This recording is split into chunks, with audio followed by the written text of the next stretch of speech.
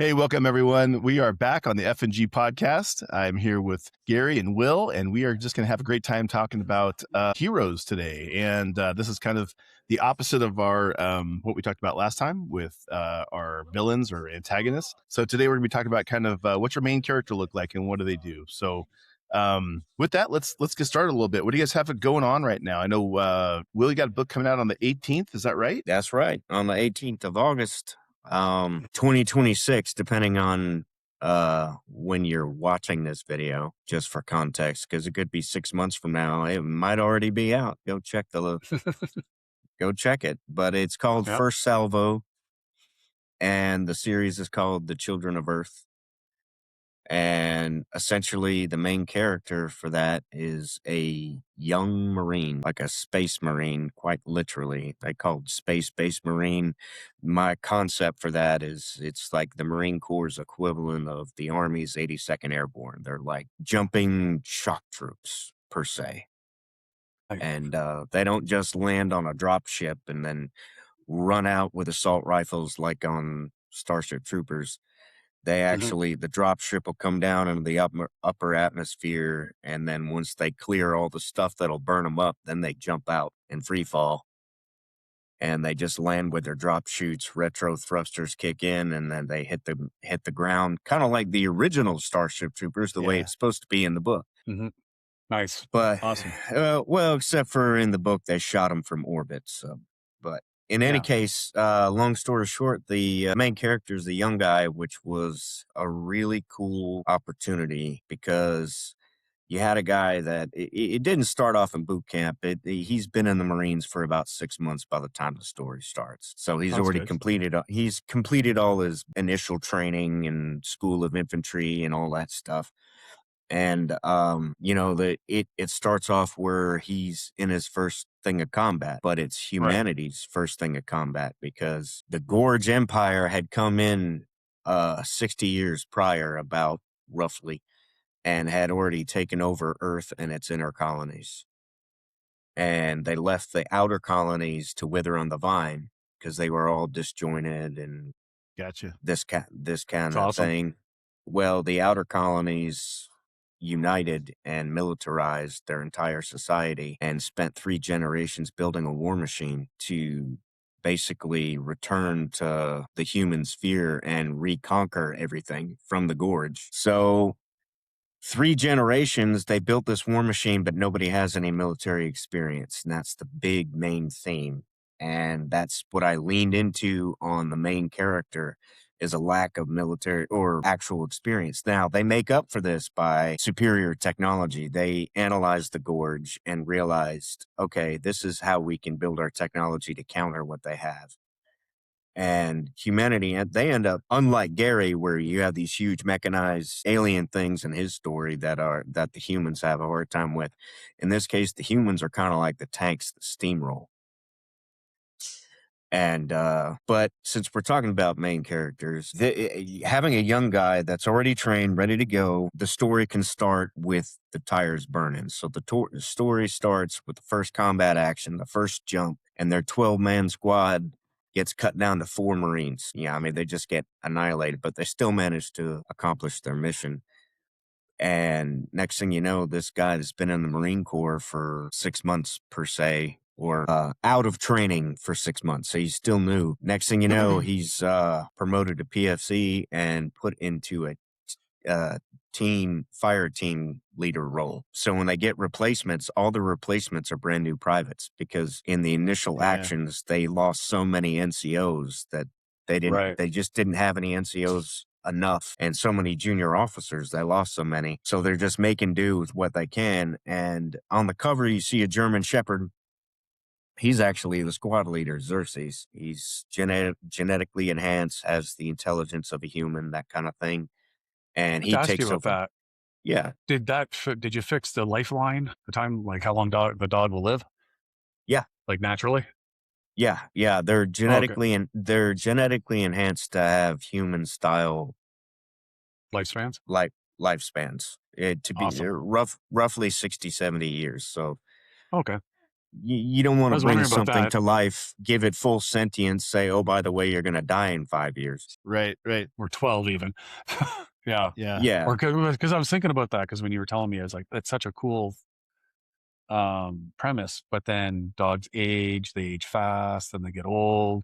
So so you only have a certain amount of time, but no, I'm glad you did that. I kind of did the same as you with Survivor's War. I opened mine with a battle just to show that it's, instead of going way back to the beginning, it's like, here it is.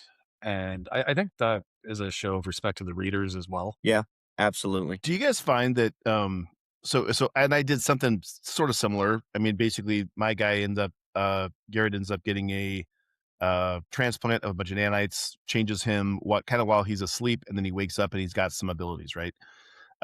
It sounds like all three of us kind of short-circuited the typical military montage that you have of training, right? Where you go from, civilian through, basic training, which seemed to be a very standard thing for Mil SF for the last 20 years. Is that true? I found only a few though could pull it off though. Like Rick so is that Harlow pulled trope? it off on Drop Trooper series. He really had his character as a civilian and moving his way up. Very well done. But then there's others you hear, you're like, this is a page filler. You know what I mean? Like, yeah, Marco Close did a great job in the Frontline series too with that, right? But do you guys find that it's almost so much of a trope anymore that we can bypass it because everybody knows what that's going to look like? Or is that something that you should include the beats that make sense for your character? I think if you're going to do it as a part of your book, that's fine, but do it in a different way. But you know what I mean? Like, don't do the normal basic training, the normal, like when Will did his book there, he was talking about PT and all this and that. You're never going to write another book, are you, Will, with that kind of basic training in it, right? Like, you're not going to repeat that. You're going to move it or enhance it if you even do it again. No, well, I mean, the Nomad series was more special operations training. No, but you know what I mean? The actual training for what they were doing, you're not going to repeat that in another book if you do have somebody going through training. Not the same way. Right. Not the same way. And that's all I'm trying to say is make it different. And that was my big thing with Survivor's War was, like, as we all know, like I've mentioned this before, I never intended this book to even be published. This was something for therapy for me to deal with my military experiences. And I also wanted to put in things that I wish I could see in books and movies and stuff like that. And I find that personal touch is what is missing in some books. Yeah. Well, to me, it's like currently I'm working on a potential project, and it starts off in basic training. Sorry, my hair is puffy. I need a haircut. You look good, bro. Dude, you're fine. But yeah, I'm doing basic training, but if you're gonna do the basic training, you gotta nail it because it is a trope that has been around for a while. And it's one of those things where if you do it well, it's gonna succeed and it's gonna help propel the book. If you botch it, the rest of the book doesn't matter how well you execute it. If you botch that basic training scene, you'll mess it up.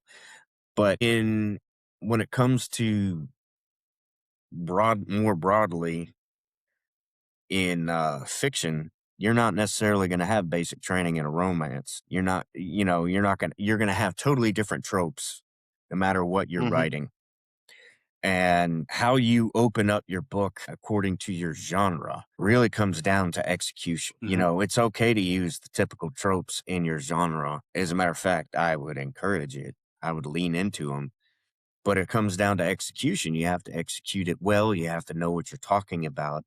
And if it's a trope you're not familiar with, perhaps choose something else because in our genre, if you're not military or you're not paramilitary or you're not familiar with it, you can really screw things up and ruin the whole experience for everybody. Well, it could also be the determining factor whether your book gets out there or not. Yeah, very true. So if you are writing a basic training scene, make sure you execute it well. So with your guys' series, let me ask you then, what makes your lead characters the hero, or are they the hero in the traditional sense?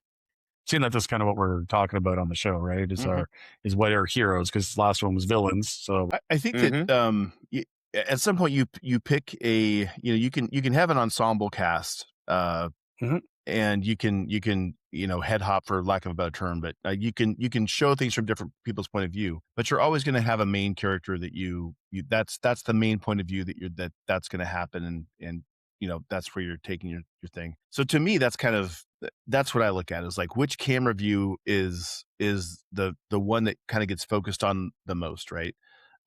Sometimes if you're writing first person, where the camera's at all the time. If you're writing an ensemble cast, or you have a bunch of different characters, that's where you kind of can, like, maybe I'm going to hop over here, maybe I'm going to hop over there. I'll show this scene through this person's mind, and but you have to nail down. The reader has to have someone that they can focus through the majority of the time, and that is really what I think defines your main character, right? That's what you need to kind of. People have to like them. Yeah, the lens that everybody has to go through, right? And and sometimes you don't like your main character, right? Sometimes it's a hard person to kind of get along with. We can talk about that later. I actually want to hit on that a little bit later, is the main characters that you don't like, right? Well, it's not so much that you don't necessarily like them; they piss you off, really. Or what are you giving your characters though to make them likable? Like, what do you guys do? Like, well, for your last one, what did you do to make your, like, let's talk about Nomad, right? Because I don't want to give too much away about your new book, but what made Jimmy, in your eyes, the hero of that story? Overcoming adversity. He was thrust into a position he was not prepared for and had to deal with that. He was an excellent soldier, don't get me wrong, but he was kind of out of his element, but he rose to the occasion and filled that gap. And yeah, the growth was very apparent in there. The growth, and it's the little successes along the way that snowball into a character that you can get behind, that you can identify as a hero. And then you got to give your main character some kind of big moment at some point to let them shine. No, for sure. There's got to be some kind of, they always say that your first chapter, your first, even first few paragraphs should establish the main things for your character, right? So are they honorable? Are they someone that is courageous? Are they someone who's going to step in for others? All of those things that you kind of, like most main characters have, those are the qualities you want to display very early in your book, because that is what is going to bind that reader to that character, right? If you start off with some ambiguous, person who kind of like floats their way through the first couple of chapters of your book, you're going to end up with somebody who people are just kind of like ambivalent to. They're like, I don't care if this guy lives or dies, right? Where if you give them an opportunity to, like, save the dog, do the thing, whatever it is in your book that is showing them as a honorable, courageous kind of person who will do the right thing. That's what's going to drive somebody to go, I want to turn the next page. I want to read about this guy, further, or woman, or whatever. Yeah. Then there's the old trope that the good guy gets the girl. Yeah. I like to throw that in there. So we all understand what makes the good guy the good guy. How do you guys like to personalize your characters? Like, for me, for example, for Survivor's War, Alexander Kane, I personalized him by his love of music, which is essentially my love of music. And I remember I got a comment about, I never thought I'd hear Blackie Lawless's name in a military science fiction book. For those who don't know, he's the lead singer of the band Wasp, right? But it's one of my favorite bands. So I found adding a lot of personal attributes to my character was important to me. Did you guys find that as well with you, or? Yeah, I think that. Good. Well, sorry. No, I was just saying that the book that's coming out for Salvo, the main character in that, he has an aversion to silliness, which is very counter to me, and I did that on purpose because I love silliness. Sure about that? I love silliness, and for example, I saw an AI rendered video of the Norwegian soccer team arriving in Brazil to whoop them, and they show up on longships, and there's that Norwegian soccer player that's 6'5" and looks like he came out of a cast of Vikings, and one of the like the head Brazilian guy is like, go get him. And this guy just reaches up and tries to punch him in the chest, and it doesn't do anything. And the guy just goes, you missed, picks him up, throws him. I was like, that's so silly and so awesome. That's me. But this character has an aversion to that because he is surrounded by a bunch of Marine recruits fresh out of training, and he has to control the silliness. And he's forced to grow up pretty quick, right? It exactly, and it's an opportunity to see that person grow as a leader by countering the silliness. And I throw in a lot of silliness for him to counter. Trust me. Yep. You know, like I think you hit on you hit on something great there. That it's the flaws sometimes, right? The and maybe that's not a flaw, but I mean it's those little character development pieces. Yeah, those quirks and those things that you can throw in that will. It's not necessarily, you know, whether he's silly or not is not necessarily, it doesn't change the overall theme of the book, but it does give the reader an opportunity to reach in and go, oh, I like this. I like that this guy he hates the fact that these guys are silly. He hates the fact that they're, you know, that they're doing whatever they're doing. And I like that. So I want to see him, I want to see him grow through that. Right. Right. The squad's good luck charm is a tiny little stuffed owl called Mr. Fluffy that they all rub for good luck before every mission. And he's going through the birthing area in their destroyer that they're stationed on, and he finds a table with candles and a shrine built, and Mr. Fluffy sitting in the middle of it, and all the Marines are like wrapped around it, and he's like, oh hell no, we need to get rid of this. That's awesome. That's awesome. Who would you guys so away from our books then for a minute and yes, let's talk about others. Who would you guys say is the greatest superhero ever? Anyone you could think of. Not Superman because he's overpowered. Canadians though. What? Yeah, man. I don't know. I have such a are we talking like superpowers, superheroes? Like that kind of guy? Yeah, like any hero. Canadian created him. Okay. Yeah, that's fair. Yeah. But he's from Kansas. Like Superman's a great hero, but like I really thought about this because like after our villain discussion, it's like, what makes a good hero? And you know who I came up with? Sam, the Hobbit from Lord of the Rings. Yeah. Sam's the main character. He is the main character, but like I had to write this stuff down here, but like he doesn't want the glory, you know, he carries Frodo when Frodo can't carry himself. Yeah. He was the only one in the whole series. I was like, yeah, let's go. You're not telling me I can't come. And he just his loyalty is so powerful.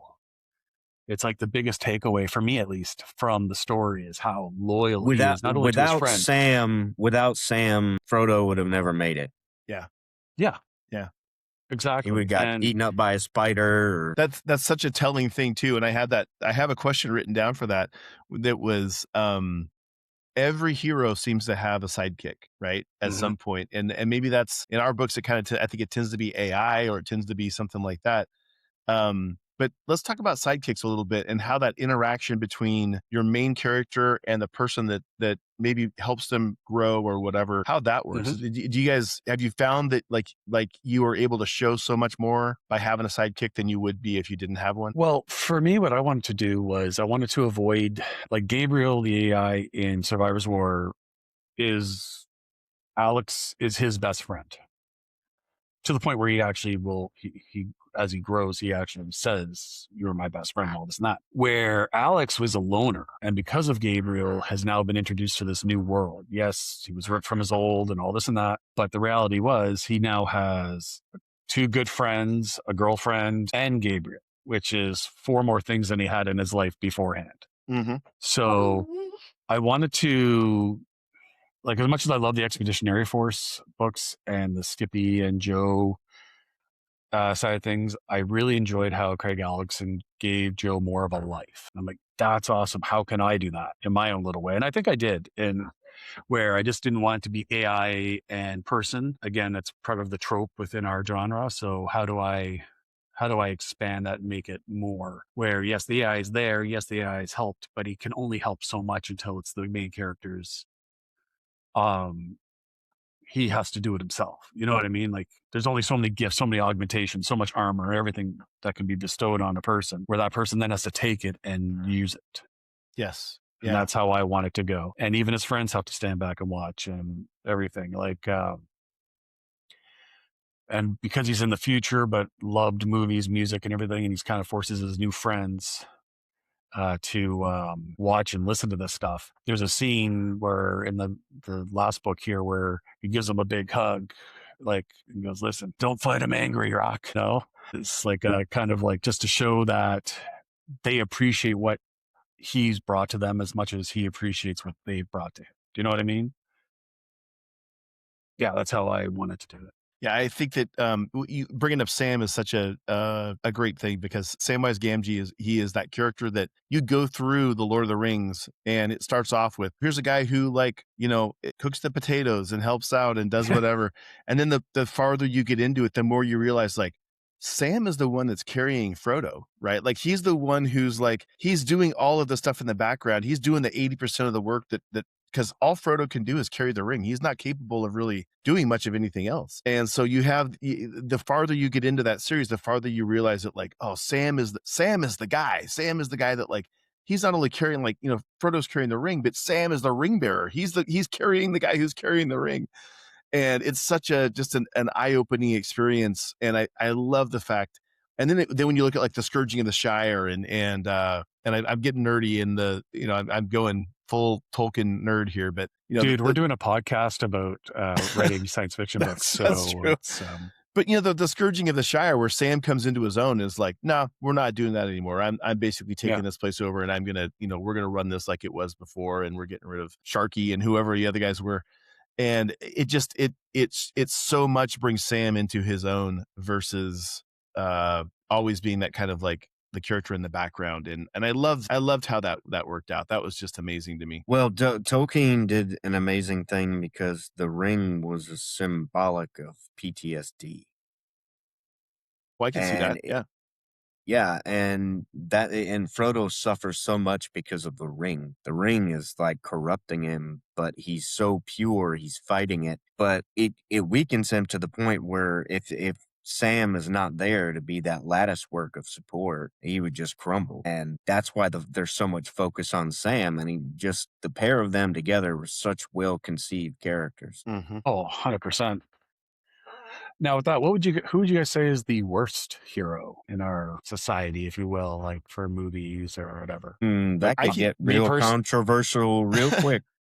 I could give you personally. Oh, go ahead. Luke Skywalker. Could not see. I never saw him as a hero. I didn't feel him as a hero. I don't know if it was the writing or what. Like, even he had to be saved by his father, who was the main villain. So I don't know. I never looked at him as a hero. And the fact that they made everything kind of about him, and you never really saw anything. I read a lot of the extended universe books. Is that what they still call them? I guess they may be legends now or something like that. And you know, a lot of Luke's character changed in those books, and I liked him much better in those books versus what you saw in the films, right? Because in the films, he's just kind of this whiny farm boy that is just, you know, like he's just all the time. You're like, dude, I don't really watch you. I'd rather watch, you know, Han Solo or somebody else, or give me a whoever. But I was never much of a fan of that. As far as books go, I would say that I just read, and I don't want to beat this guy up too much, but because it's a decent book. He Who Fights with Monsters by Shirtaloon, which is a lit RPG. I never connected with the main character in that book. And he was just kind of this like aloof the entire time in the series, right? And nothing ever affected him. Nothing ever got to the guy. Everything that ever happened was, you know, everything went in his direction. He never was fearful. He was never upset about anything. And at some point I'm like, well, why do I even care? Are you real? Yeah. Are you real? Because at some point it was like, you know, and I think that's, you know, and I've had people say that this is like the progression fantasy thing is very much it's about, you know, kind of losing yourself in the character, and so those types of books tend to be more what's the word I'm looking for? Where you're just like you envision yourself as the character, and so it's almost like a getaway for you to not necessarily be. You don't want bad things to happen to you, so everything's going to go good for this character in this series. It's role playing. Yeah, and for whatever reason, that just struck me as like I just never connected and never really enjoyed myself. And I mean, it's a fairly long book, and towards the end, I was like, just get this over with. I can't take any more of this. And I love the world building. What's that? Yep. But you finished it, and yeah, it's doing pretty well. I don't think this is going to actually affect his sales. No, I don't think so either. But it was just one of those things where like if there would have been some additional things included in that character, where I would have maybe found a way to like them rather than them just being this kind of like kind of oddball human that had some weird fetishes and.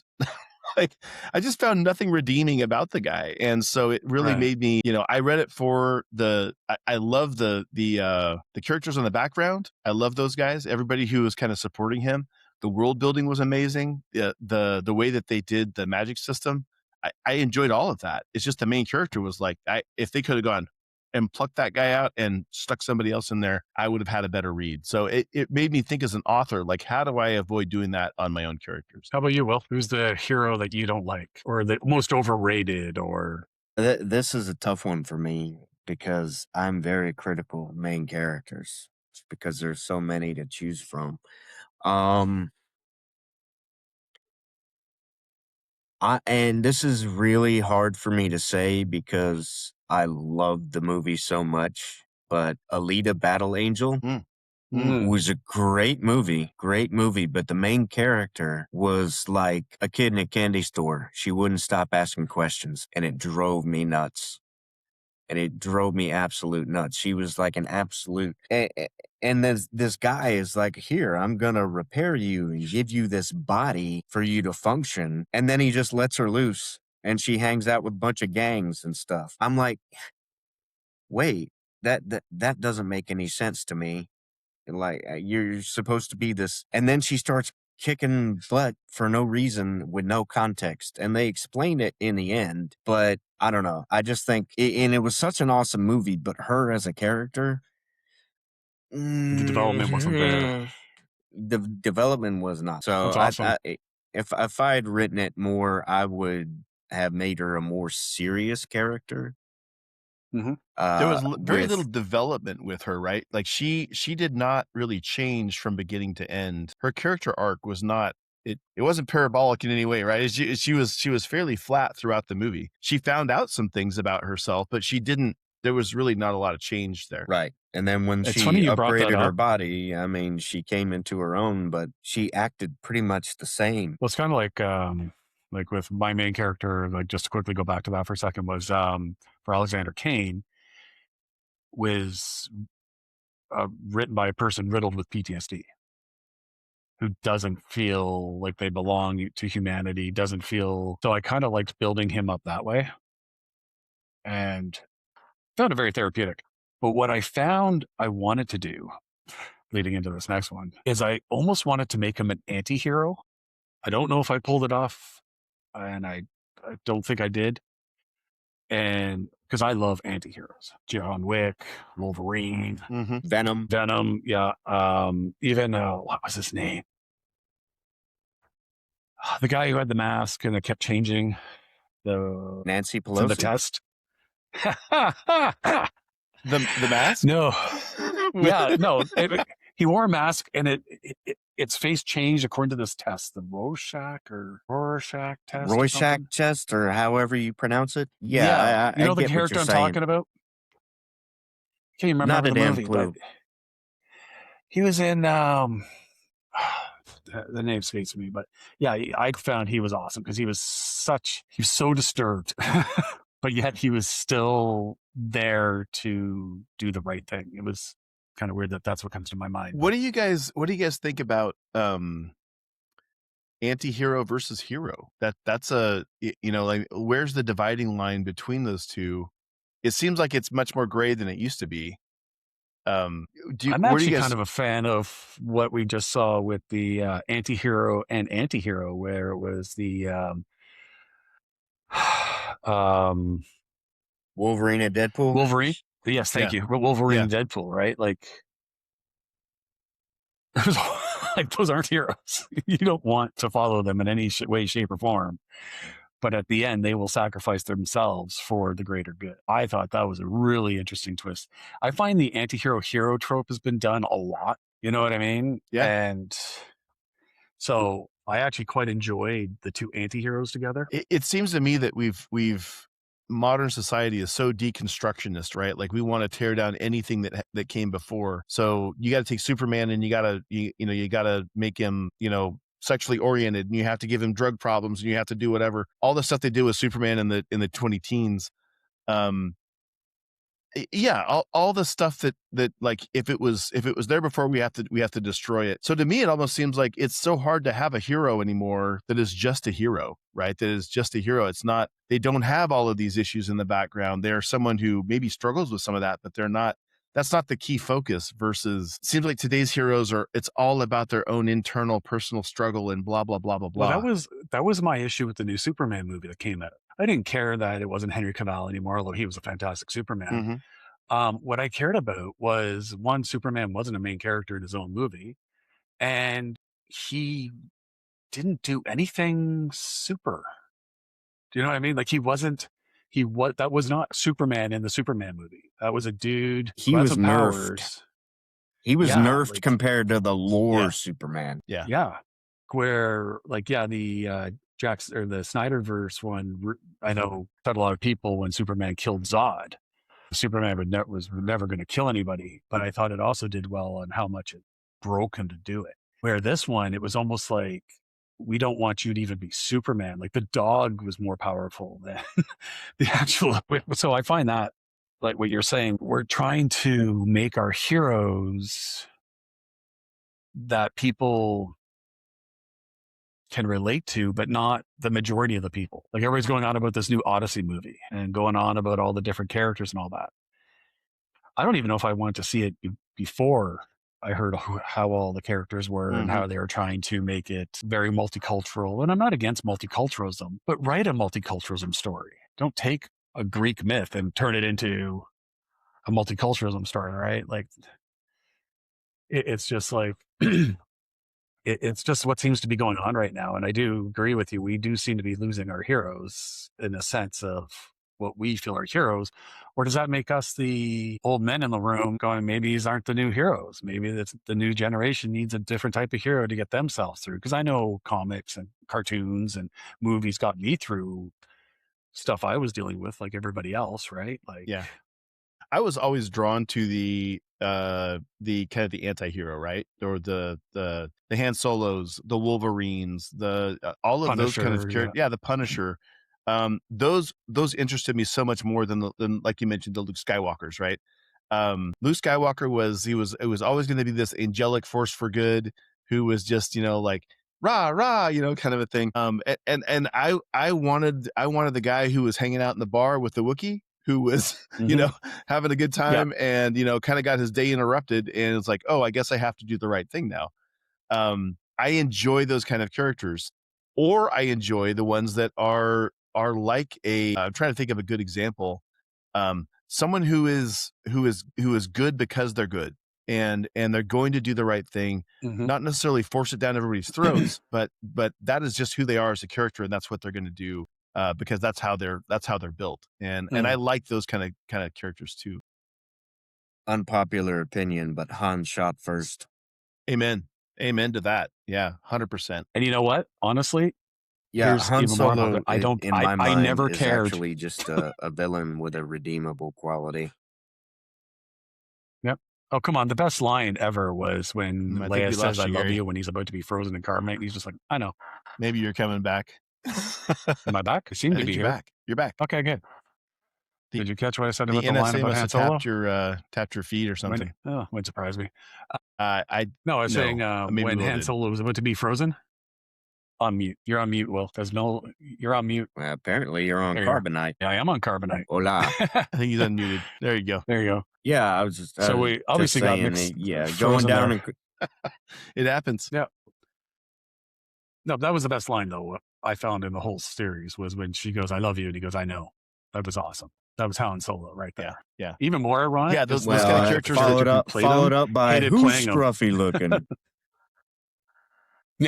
Yeah, those to me, it's that kind of humanness that drives a character, right? That I enjoy that kind of a little bit of snarkiness, a little bit of where they are not, they're not always necessarily doing the right thing for the right reason. They might be doing the right thing, but it might be for a personal reason or for something that no one else knows about. And I enjoy that kind of a little bit of a like Jane in Firefly, right? Like Jane doesn't necessarily do the right thing because he's motivated to do it, like a good character would, but he's still there doing it. And I kind of always enjoyed Jane and just the way he went about things, right? And like I always felt he was there just because he was there just because he didn't want to lose his friends or his family.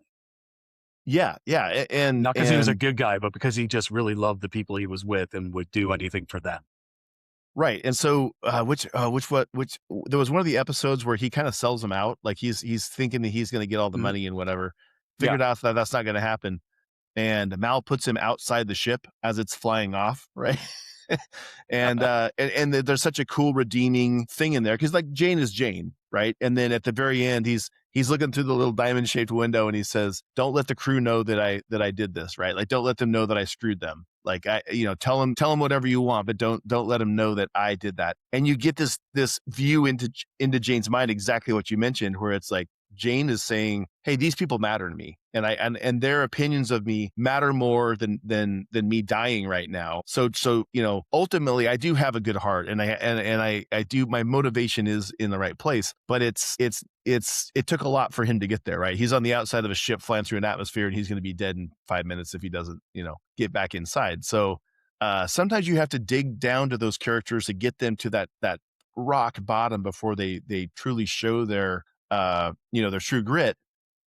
And so it's up to you as an author to figure out how to do that. But you got to give your readers a shovel to get down there, right? Like they have to be able to dig down there and catch a few, glimpses along the way. Because if you just make this person a miserable SOB from beginning until they get to the bottom, no one's going to stick around long enough to care. Well, that's the big thing right there. You got to get your characters you got to get people to care about your characters. Because if people don't care about your characters, they're not going to finish reading. Yeah. I think you got something to say there, Will. No, man, I'm cool. All right. So as far as Firefly is concerned, the movie Serenity was a masterpiece, in my opinion. Mm-hmm. Absolutely. I still occasionally will watch it. It's so good. And it has such an amazing villain because the villain is borderline anti-hero, because you have a villain that believes to every fiber of his being what he's doing. But at the end, but because he's so intelligent and articulate and so calculating, he was able to extrapolate the truth for himself and change his tune at the end. That is the ultimate dynamic character. He was not static at all. But throughout the entire movie, he's consistent. So you think he's kind of static until you see that change at the end. And that made him such an ultimate antithesis, to the main character. Because the main character, let's face it, is an insane cowboy with flaws in space. They were literally a perfect representation of the yin and yang of each other. Yeah, that's one reason why that movie was such a success, because it was an incredible balance. Because even at the end, where they're like, you see the common ground, they're not friends. They're never going to be friends. I think, but he even threatens his life if he ever saw him again. But it was a good movie from beginning to end. I found with that character, like you saw him as pretty cold, but still could read human emotion, but didn't have it himself, to feeling the human emotion after being forced to watch everything he stood up for was doing. But Right. it was such a well done. I think it's actually still probably, it's so underrated that I wish I would have thought about it for our villains episode. That's how underrated I find that movie is, because I didn't even think about that till you mentioned it. And then it's all flowing back to me how much I enjoyed that character in that movie. Going back to the hero question, and we'll stick with Firefly because I love Firefly. Do you guys think that was an ensemble cast where you had a bunch of different people that brought different things to that show? Mal is by far the main character. I mean, he just is. That's who you're supposed to be following. That's who the story is, written around. Would Mal be the character that he is if he didn't have the other ensemble with him? Not a chance. I actually don't think in he'd be hell. alive. He was riddled with guilt and PTSD, and I don't think, if it wasn't for his crew, I think he probably would have, hate to say it, just ended it. Yeah, they would have found him in a gutter, in a puddle of his own whiskey vomit or something. So with as flawed as Mal was, and all of the demons that he had that kind of chewed on him constantly, how do we bring that into like our book? Like if you have a very flawed main character, how do you bring those people into his story to change him, or to provide the right leverage to move your character along and kind of push them uphill to make that change in them? Well, see, now we're on the Firefly topic. I'll say Firefly did it right. Every character had a flaw. Every one of them had a story, and it wasn't the same story. So that's how you do it. Like yeah, Mel had all this horrible stuff go on, but so did everybody else. Mm-hmm. So I think within his little crew, he wasn't the worst off. He wasn't also the best off. I think they were all just a bunch of broken souls who found each other out of circumstance and pushed through and just decided to do the right thing, because at the end of the day, the majority of them were good people. Like Mel and the other character, what's her name? Gina Torres is her real name. Inara, is that right? Yeah. Anyways. The prostitute one? No. The black girl who was with Mel in service, because I remember the line where she looked at Jane and said, "I'll give you one opportunity to take that back," because you made a comment about the war. Right. I loved served her with character. him. Yes. Yeah. But so she was closely related to him and had the same kind of pain, but she also had her different stuff, right, at a different level. And that's what I think is important in books. Like, I know Jeffrey Haskell does it quite well. So does Rick Partlow. So many authors do it very well about bringing all the characters in that book without having throwaway characters. You know what I mean?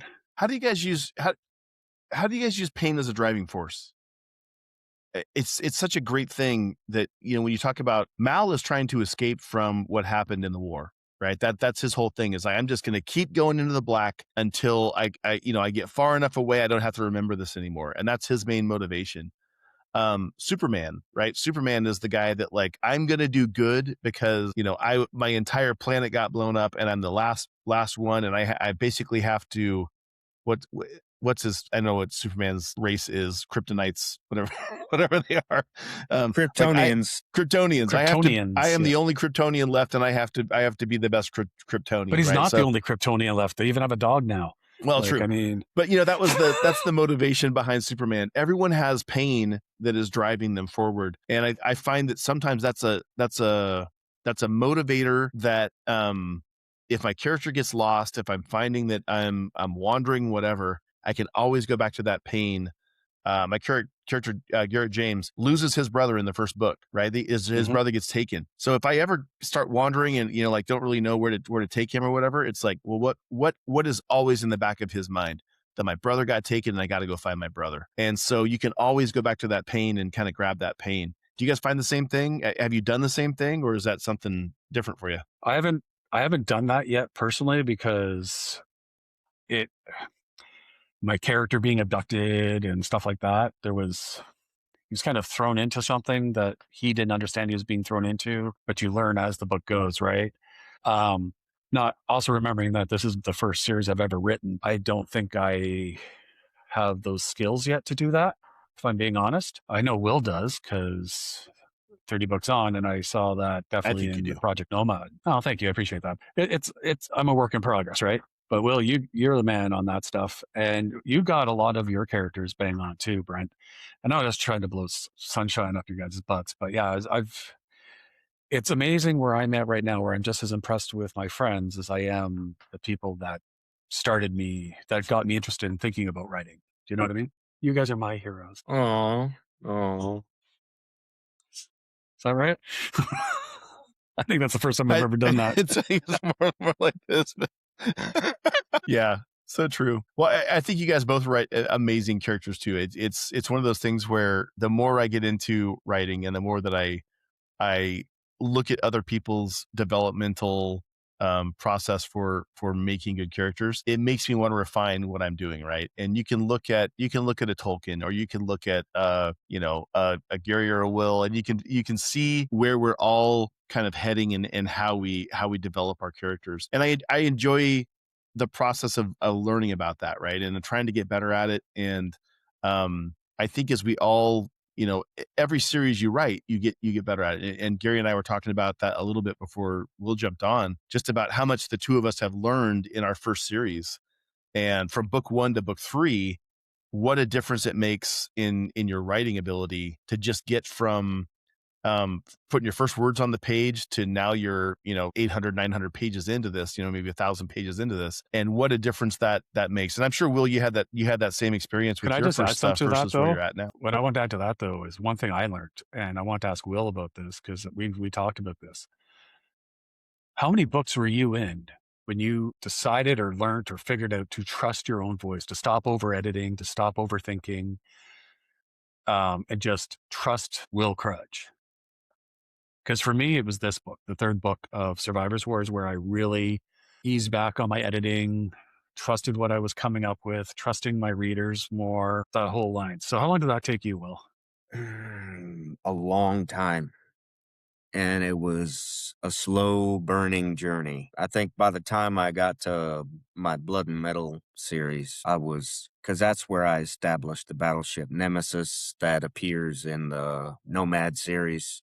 Mm-hmm. And the character Jason Bernal, who's the admiral, that's his story. And all 7 of those books take place before Battle Space Nomad, but they kind of lead up into it.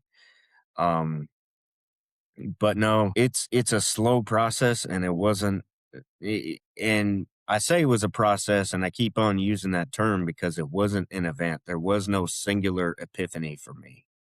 Mm-hmm. It was a gradual process. And going back to what Brent said about pain and main characters, I use pain as a way to develop the main character as an obstacle to overcome, making them tougher, more resilient, making them appreciate their position in life much more realistically. And that's got to show to the reader. You gotta show the progression and the changes in your characters. Otherwise, they're just. See, one thing I love about your guys' characters, and because I love the Punisher. I think he's a great character, right? But the problem with the Punisher is you're always questioning, is that really the right thing to do? Yeah, you mess with my family, I'm going to, you know what I mean? I think all of us have that mindset, and he's actually doing it, right? But is that the growth you want? Is that the pain you really want as a motivator? You can do that in the Punisher, but you can't keep doing that to any other character. So I loved what you guys both did with your character's brother being taken. Well, so much out in your guy, but it was realistic pain. It wasn't so tragic like losing your entire family being wiped out. But it was enough pain where, especially for Will, and I think it's because we both come from the same mental mind state, is I related a lot of my experiences and PTSD triggers and stuff like that, or operational stress injuries really is what they are, with your character. And I could see it in your character before he even developed them, that somebody who had been there and done that developed that character. And I thought, you don't see that every day. And I think that's why Jimmy is such a strong character to me. The fact that I still remember his name, you know what I mean? Shows, you guys know how many books I go through. Yeah. And that is, to me, the key to writing a good hero.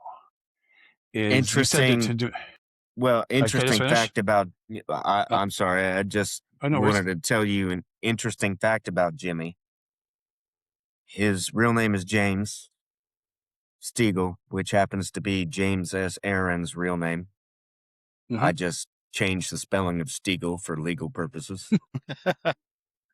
That's awesome. But I did that as a thank you to him for his support to me over the years.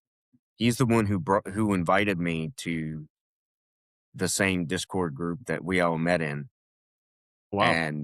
And a lot of the chain of events that have happened that have been beneficial to my career have stemmed from that. And That's amazing. that was my thank you to him. I would go as far as to say that James is the Samwise of that group, right? Like he's the Samwise Gamgee of that group, and is really the guy that he will go out of his way to help you with whatever you need. And I love that guy for that. He's just an amazing dude that will he just is more than happy to give and make sure that you're getting what you needed. And same thing with me. He's helped me a number of times on different things. And if I asked more, I'm sure he would help more too. Just a great guy to have around. And so thank you very much, James, for what you do for us.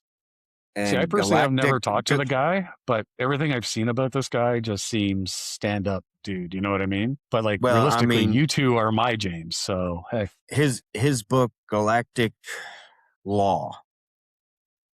Go check it out. James S. Aaron, Galactic Law. He's an excellent writer. He's written for M.D. Cooper. He's currently writing for Jeffrey Haskell. And he's written for a handful of others. And his Did he write with great. Cheney as well? No, I don't think so. No, I don't. Let me think. I don't think so. But I don't know. Who did he co-author with? That's what I don't know. We'd have to ask him. I don't know. Yeah. Well, we're burning time trying to figure it out, but it's what we bring to this. It is. Hey, I got one thing before we jump out of here, and this is something I wanted to hit up my Canadian friend with. Is how do you guys measure height in Canada? Do you use inches? What do you do? So I will drive 60 kilometers an hour to the store. That's exactly 3.4 kilometers away. But I'm 259 pounds and 6'4". Does that answer the question for you? Yes. We are the bastard child of Britain and America. So we're not as bad as you guys who will not use metric, who will avoid using the metric system so bad, where you'll actually figure out how many pencil lengths it is from here to the moon. Yeah, I'm 97 barleycorns tall, so. I used metric in my series almost exclusively because I wanted it like, and it's easy metric, right? It's a meter here, it's a half a meter there. It's I don't do a lot of like 2.317 centimeters long, right? That's not. I think American audiences are not going to enjoy that.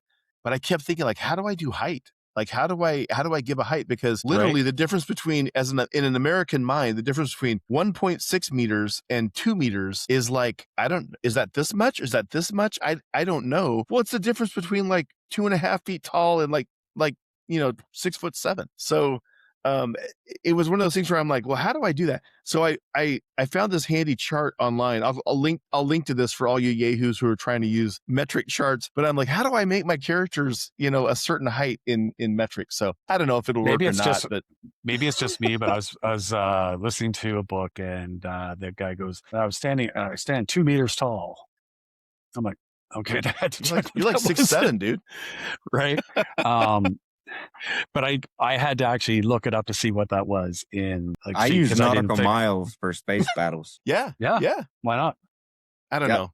That's a great thing about I totally stole a bunch of naval terms for space battles because it's the best way to describe it. And by the way, it was Jay and Cheney that he co-authored Galactic Law with. Okay, cool. Well, gentlemen, I'm done yapping for the day. Will, you want to give us just the tip? And that's what we've decided to call it. So this is Will's Just the Tip. And if you're offended, you're on the wrong channel. And then Gary, take us out of here. All right. Yeah. So give yourself a break between drafts. What I mean is don't overthink it, and clear your mind before you go back and edit your work. Like I edit as I go, so for me it's not so much Same. a big impact. But for a lot of writers that just grind out that first draft and then worry about editing later, step away from it, take a break. And it's Don't called over-edit. putting daylight between you and your project, because you'll find yourself, if you maybe take a few days, take a week or so, then go back and do your edits, you will find yourself much more efficient and effective by creating that distance and giving yourself some time, some mental space to breathe. Yeah. And you're going to come out with That's a much better fantastic. product. So yeah, That's a great tip. put some daylight between you and your edits. Amen to that. Mhm. Yeah. Yep. Well, thanks everybody for joining us today. If you liked what you saw and you want to see more, please like and subscribe. And we look forward to seeing you again very soon. Take Bye, care, y'all. guys. Bye-bye.